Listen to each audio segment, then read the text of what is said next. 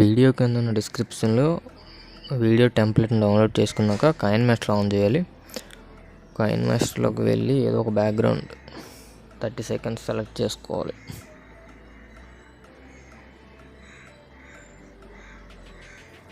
ఇప్పుడు డౌన్లోడ్ చేసిన వీడియోని ఇక్కడ యాడ్ చేయాలి.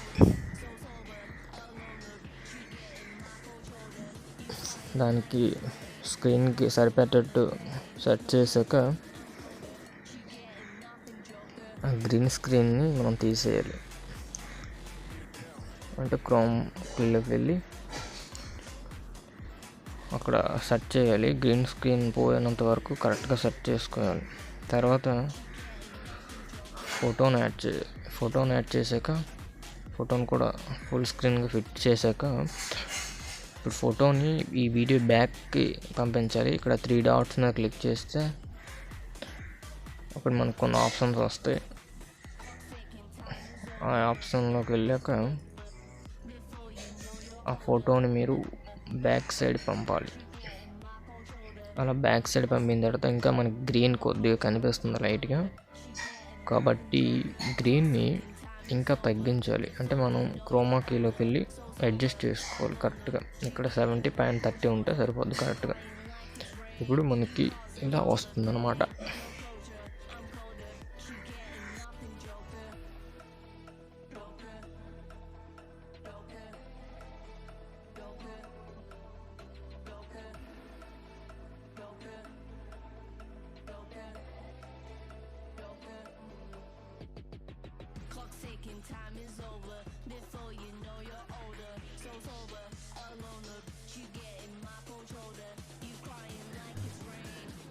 ఇప్పుడు మనం దాన్ని ఎక్స్పోర్ట్ చేయాలి.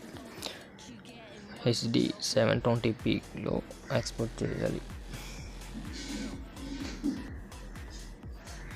చేశాక వీడియో అయిపోయినట్టే.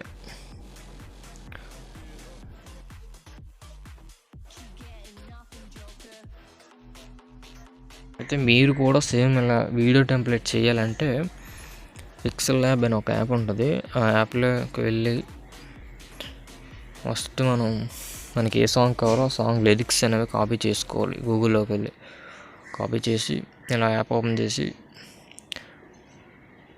ఫస్ట్ ఒక్కొక్క వర్డ్ ఒక్కొక్క కలర్లో మార్చాలన్నమాట. ఫర్ ఎగ్జాంపుల్ ఇక్కడ దిస్ ఉంది. ఫస్ట్ దిస్ అనేది గ్రీన్ కలర్లోకి మార్చాలి. ఆ నెక్స్ట్ వర్డ్ బ్యాక్గ్రౌండ్ గ్రీన్ వేయాలి. అంటే ఒక్క వర్డ్ ఒక్కొక్క కలర్లో వేయాలన్నమాట. ఇప్పుడు దీన్ని గ్రీన్ కలర్లో చేస్తున్నాం.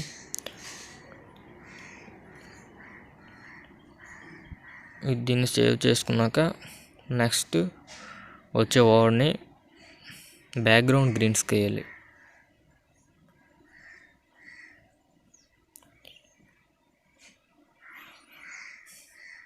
ఇప్పుడు దిస్ తర్వాత ఈజ్ వచ్చిందా, ఈజ్ని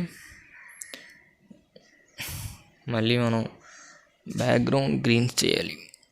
అలా ఒకటి వర్డ్ గ్రీను, ఒకటి బ్యాక్గ్రౌండ్ గ్రీను, అలా ప్రతిదీ లాస్ట్ లిరిక్ వరకు చేసుకోవాలి.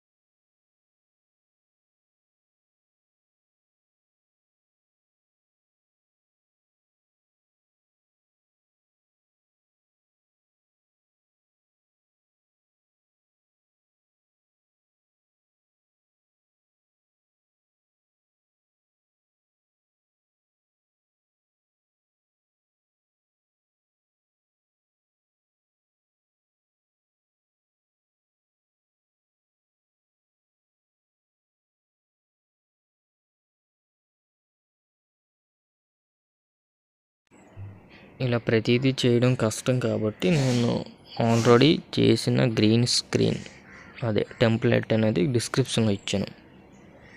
ఇప్పుడు కైన్మాస్టర్ ఆన్ చేసాక బ్యాక్గ్రౌండ్ ఏదో ఒకటి సెలెక్ట్ చేసుకొని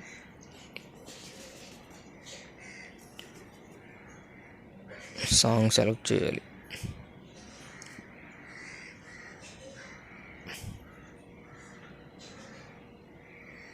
కరెక్ట్గా సాంగ్ ఎక్కడ స్టార్ట్ అవుద్దో లిరిక్స్ అక్కడికి అడ్జస్ట్ చేసుకోవాలి. చేసుకున్నాక మనం ఇప్పుడు ఏమైతే డౌన్లోడ్ చేసుకున్నామో అవి లిరిక్స్ ఆధారంగా ఒకదాని తర్వాత ఒకటి వచ్చేటట్లు పెట్టుకోవాలన్నమాట. సెట్ చేసుకోవాలి. అక్కడ లిరిక్స్ ప్రకారం సెలెక్ట్ చేసుకోవాలి.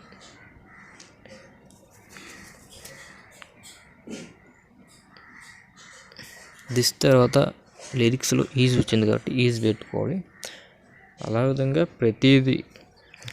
ప్రతి వర్డ్ ఇలాగ పెట్టుకోవచ్చు. మనం ఏ సాంగ్కైనా ఇలాగే క్రియేట్ చేయాలి. ఓకే, అర్థమైంది అనుకుంటాను.